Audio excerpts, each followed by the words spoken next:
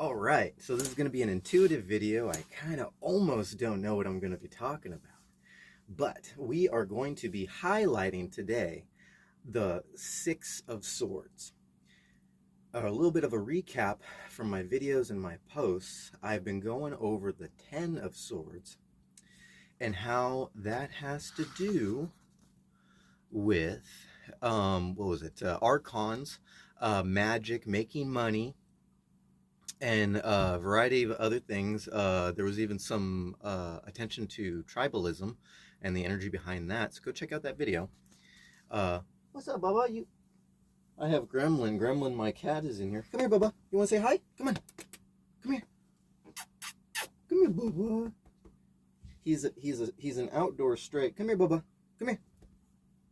He's an outdoor stray, but he loves me, and we have a great communication. Come here. Come on. You're holding up the bus. Come here, dude. You're a good boy.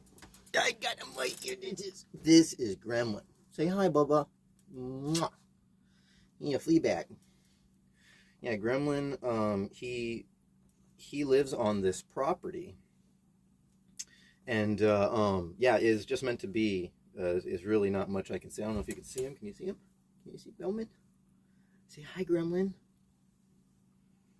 Yeah, Gremlin is the mascot of the Watcher's Alchemy, because he don't really have a home. So he's made this property his home. He survives off of getting food from the neighboring people, and I feed him sometimes. I just don't always have the money to. But he's pretty self-sufficient. So, and he's really the only cat I give love to, because me and him have a special communication. He's got some sharp claws though. All right, Bubba, you want out? 1 second, let me let him out. Come on.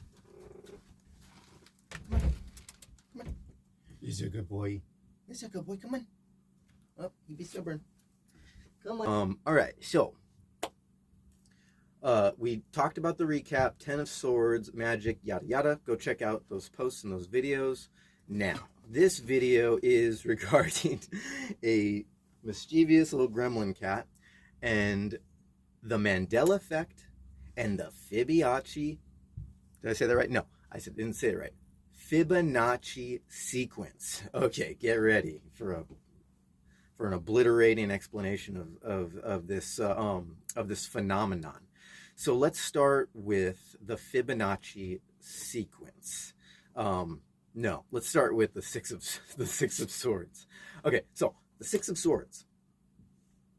The Six of Swords represents a passage in transition having to do with other people. Now, if we want to talk about the number 6, the number 6 in the tarot comes up in a few different forms, but they all sort of have the same energy behind them. When you take away the 2D, the 3D confirmation, they have this sort of theme, this spiraling energy, this sort of intelligent mathematics, which I have been hinting to in my short videos and in my videos. In the Wands, it represents itself as the guy, the Six of Wands represents itself as the guy on the horse, sitting above or casting influence over the people that are on the ground, sort of in the moment, being like, okay, this is the guy that we're focusing on. Okay, it's this energy. Essentially, everybody has their own reason for being there and participating in this energy. The Six of Cups, which is our emotional, is a sense of nostalgia, the old and the young, and this reflection of a sense of familiarity, which is where we get to the Mandela effect and deja vu effect of life. Thinking that where the mind and the heart come together to rationalize a sense of needing to manifest a destiny in the direction of how we perceive our emotions in response to the reality, to the destiny we are meeting up with. The Six of Pentacles represents a man figure standing above a man who is wealthy, standing above not so wealthy or poor individuals, and giving donations to them, and he's holding the scales, implying a sense of balance. Now, in the allegory, this is all internal. So these pentacles, the Six of Pentacles, is rationalizing balance in the physical now. The gremlin is going crazy to the sound of my voice right now. He loves it when I speak. The 6 in the major arcana is the Lover's card. And so now all of these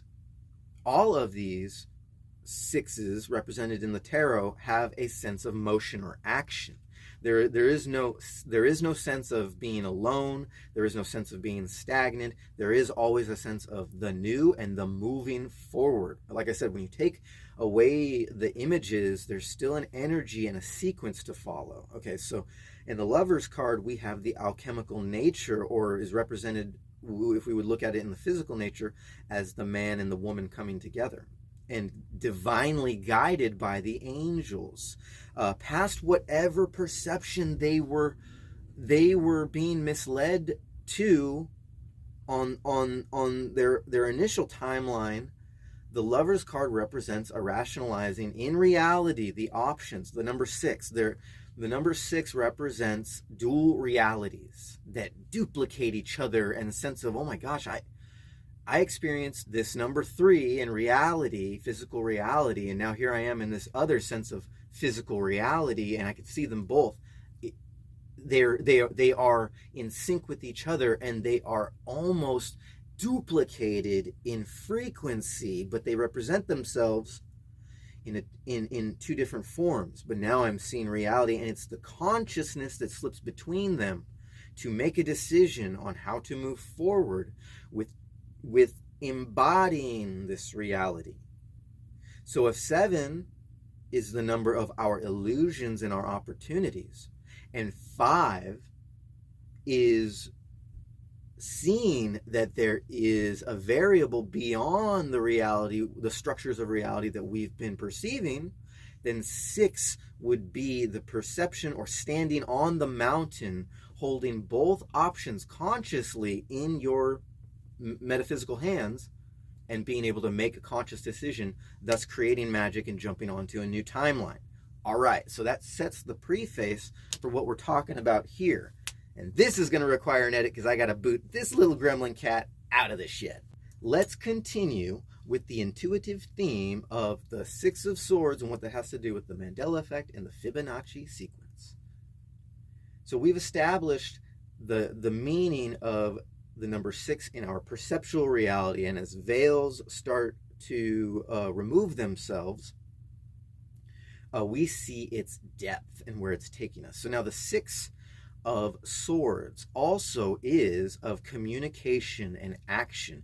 There is a sense of responsibility and accountability as we usher this energy, or this familiarity, or these people past turbulent waters and into the distant land that we perceive is going to be right for us. The place that we want to be in the here and the now, that is different than where we came from the strife, from the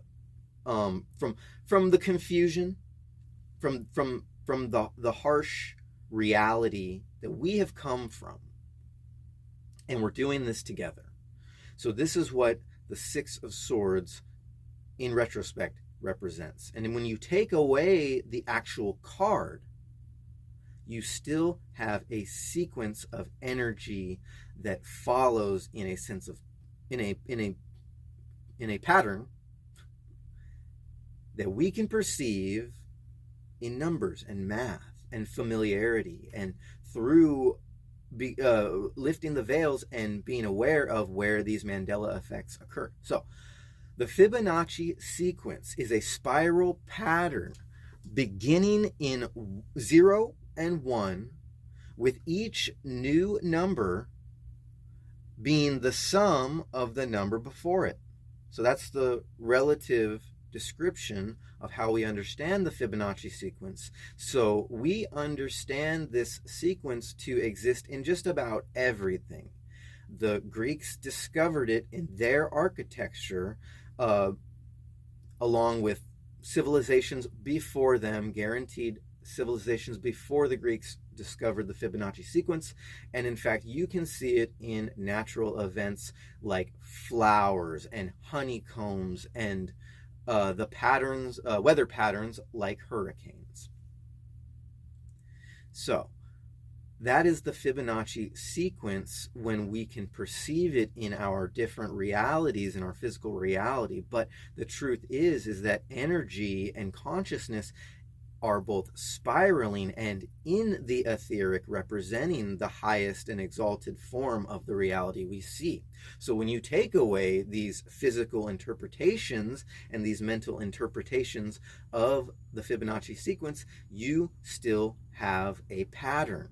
And this pattern is embedded into the very essence of consciousness, moving in what it would interpret as its forward motion, but it is actually more cyclical, which is why when we lift veils and become conscious and aware of what's going on in our own minds, we realize that these negative thoughts and these separating energies, these doubts and fears, they come up in sequence. And when you start to relieve yourself through shadow work of the emotional charge, you realize that they are still there, and you start to become ultra aware, which is something that no one can teach you how to be. You can only teach yourself how to be ultra aware of what your own sequence of mental events is trying to teach you.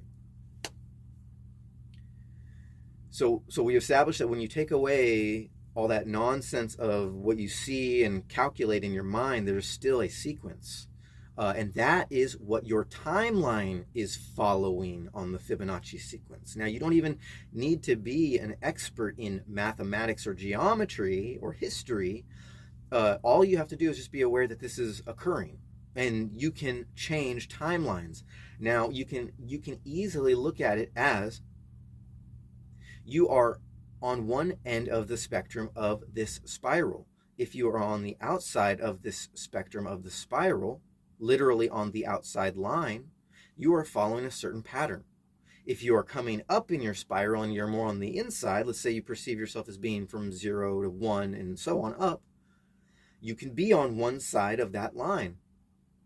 And you are going up in the world, but as above, so below. So everything interprets in as both. So if your consciousness is on the upward side of the spiral, going upwards from 0, 1, and up, then your physical experience is probably going to be interpreted as going down the spiral, which is where we get the downward spiral allegory, or the transition in the water spiraling in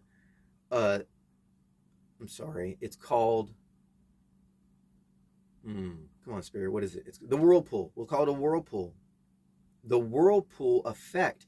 The water follows the sequence of events, and we think it's going somewhere, but it doesn't. It really just goes down in transition and eventually just becomes part of the same water, which is how it works in the etheric or the consciousness. When you take away the mental, mathematical, the physical, it still follows this sequence. I think that's clear enough. Confirmation. I think that's clear enough. And I'm going to get back to the tarot in a second, but let's get to the Mandela effect. So the Mandela effect, as we would perceive it, now this is the Watcher's Alchemy interpretation, description. It has to be original, can't just be, coughing up, regurgitating words that other people are. It's supposed to twist and turn, or let me just explain this. You'll get it. Hang on. It's supposed to undo the Mandela effect is what I'm doing. Okay, so the Mandela effect. Confirmations. real big here, real big, combining the Fibonacci sequence and the Mandela effect. Okay, so here we go. Love the big engines. Not a fan of them right now, though. Continuing on, the Mandela effect. Popular belief that other timelines exist and merge, causing separation in observations to reality, caused by objective, subjective, perceptual singularity. By the time you think something is one thing or went a certain way, it changes, okay? Because that's just the way life works, and it's not really something someone can sort of teach you. You just sort of have to kind of find this out by lifting the veils. That time does not work. Time and reality does not work in a linear fashion.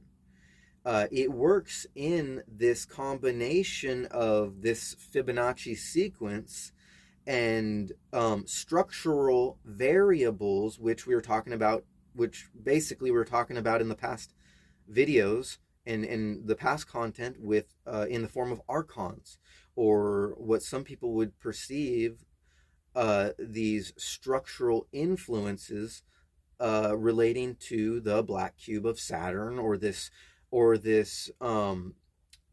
hypercube this black cube we live in, that makes us perceive, because we are all and everywhere and everything, but yet we perceive everything as one single being. It doesn't seem to make sense to a lot of people, such as myself. And so this is the mathematical equation explained by a guy who never really learned it in school and didn't have really a teacher on this sort of thing. My teacher taught me something else, but staying focused. But eventually we find our strength comes from within and tells our own story in relation to the reality everybody else is perceiving. Hopefully that's clear. We all understand the Mandela effect to be something that we all can relate with together, but we hardly ever think of the Mandela effect as something that we experience internally and in our own realities from day to day. It is when we have that thought that we had a certain characteristic we were attracted to, and then when we try to pinpoint to our satisfaction what that was, all of a sudden our heart doesn't really fall into sync with what that idea was. Our mind tells us, yeah, this was it, and it tries to insist, but really it's a fleeting moment of an unrealized singularity dispersed by truth, because no truth is actually singular. That's going to make a great short. Anyways, but moving back to the tarot. So we're highlighting the Six of Swords, and we've already talked about what that involves. But also, when I pulled this card for this Mandela effect Fibonacci sequence video, and in relative sequence of events to the videos I've been putting out, we also got some other cards. We got in the future tense. So the Six of Swords represents, and I'll put it up on the screen, Six of Swords represents where you're starting out with this new realization, wherever it falls in sequence of events to your own Fibonacci sequence. And so we have strength in the center. And so strength is going to represent a few things in this analogy here in the now, is that we, first of all, what strength represents is that extra amount of power and the sort of thinking outside of the cube, outside of the box, pulling the creativity and the strength and the truth out of the lion's mouth where it's most dangerous, where nobody else would think to even possibly reach in and grab.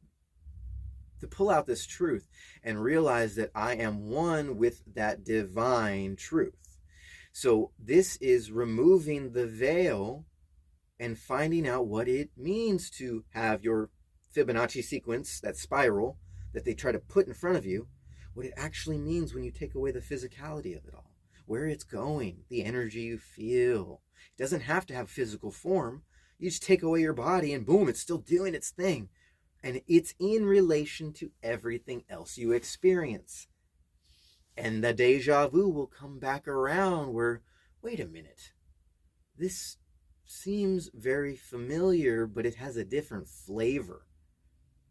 That is where strength and the number 8 come into play.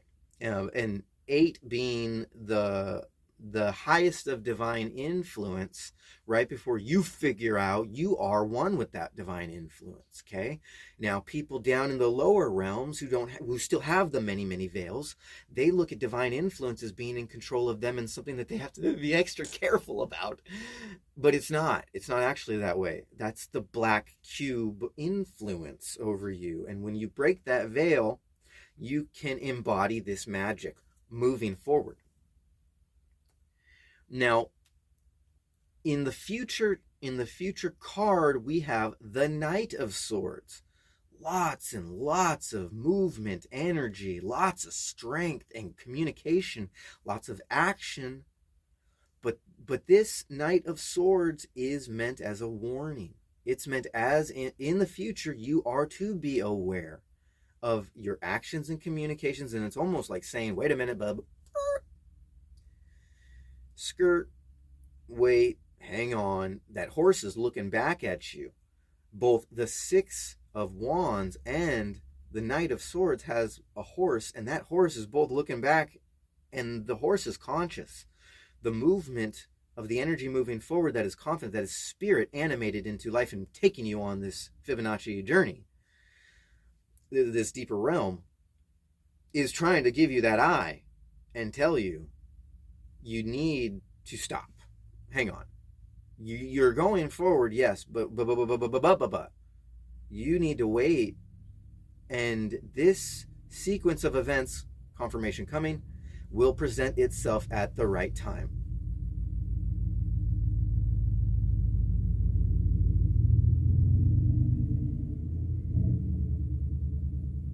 I had another coffee this morning. I am shaking a little bit, and I apologize for the shaking of the camera. My world is very shaky. So, and that is highlighted, Knight of Swords is highlighted by the 8 of Wands, which is the bombardment of energy, and it can easily get confused on where to point this energy. So if you're thinking of a singularity in the direction of a person, if you're thinking of a singularity in a certain ideal to push on somebody, if you're thinking that this is going to lead you to getting the ultimate tomorrow, of manifesting the ultimate of desires in the next 5 minutes, we have an 8-8 here, which is basically telling you that you are aware in the here and the now and in the coming up future in the sequence of events, to where you are embodying this divine power, which just so happens to be a forward motion in the reality of stillness, in the consciousness of stillness, in the balance of stillness. I am confident, without explaining any further about that layout, you understand, because only my audience could. And that's what I love about this. So other cards that came out were the Tower and the 2 of Swords. So the 2 of Swords, we all know Tower is the mind blowing the top off. It's basically like a forced transition in one way or another into the next event, and you will get a result of some kind. And after that, we have Strength. 2 of Swords. 2 of Swords is sitting there knowing that you have an opposition to face. You have a choice of whether or not to be blind or see. You have a choice whether or not to get up from your stone throne.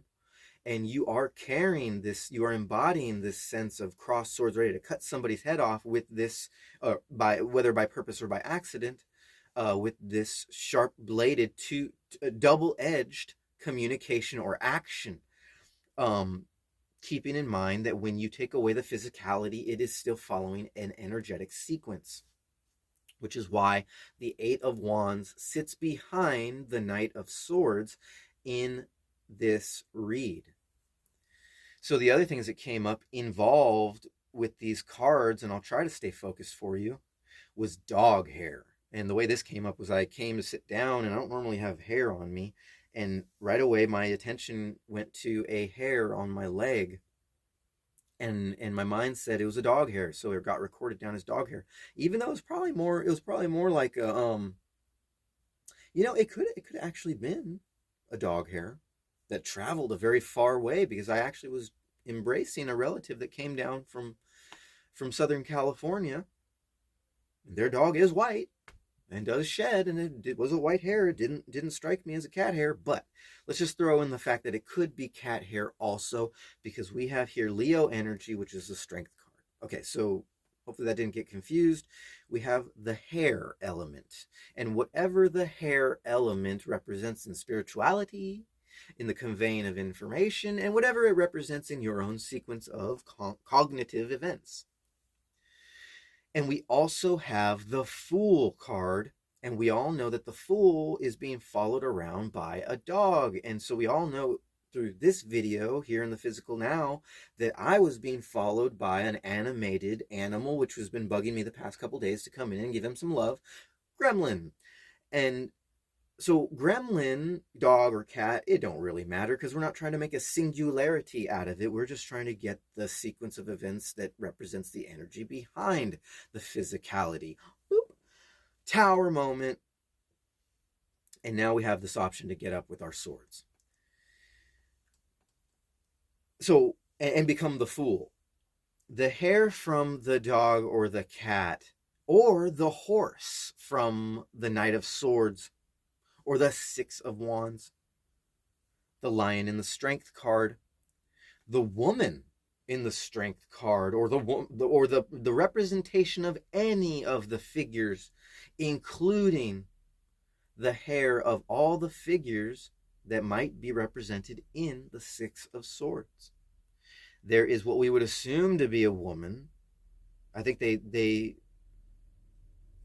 say this is Mary Magdalene.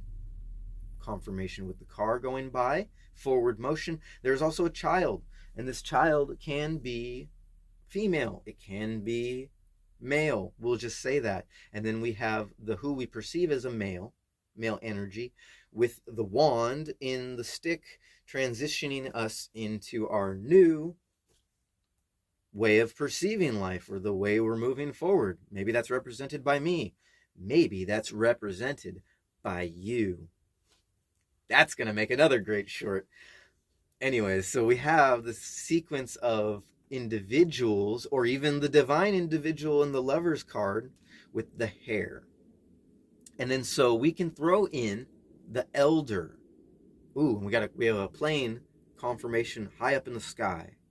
So one more recap on the hair could be from the dog or the cat, the horse, the lion, the woman, or the elder, because I also got a confirmation of a long gray hair, which I don't know anybody with a long gray hair. Nobody around me, anywhere near me that's come in contact with me in the past year has long gray hair. So this long gray hair was picked up somewhere.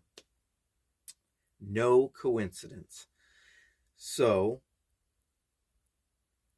we also have, in previous days, my attention went to long brown hair, or long dyed hair, obviously colored hair, long red hair, beautiful long orange, amber orange, just beautiful, a natural orange hair, very rich and vibrant. Also flowing along with the sequence of events, and just so happening to come to the attention of the person it serves the most, picking it up and passing it along. Perhaps the hair represents our legacy, represents our pride of what we've been holding on to. My last video did talk about a little bit of culture through tribalism, some chargedness, but when you take away the charged reality of it, you still have this representation of what these things mean in the higher etheric. You have hair represent, in some cultures, it is something that we build up on, and it represents something that we hide from the physical world. We hide a veil in front of it, but what it really represents is our connection to the divine, our reaching to a higher source. And that also has to do with this little sense of tribalism. If you would uncharge it, or even if you charge it, but if you uncharge it, you can still see it. You know, it is something to be appreciated. It is something that only we hold in a truth. We can say it and we can speak it with our communication to help Six of Swords, our people, into a better life. But really, we can't make a singularity out of that internal reality.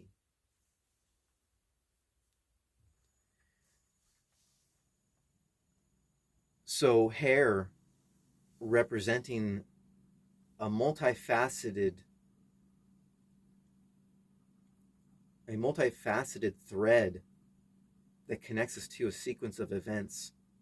When you take away the physicality, it still has an energy behind it, and the energy is still going to mathematically, in our perception, mathematically add up to future events. And this is the basis of magic, manifestation, and psychic ability, or at least why our psychic ability is so relevant.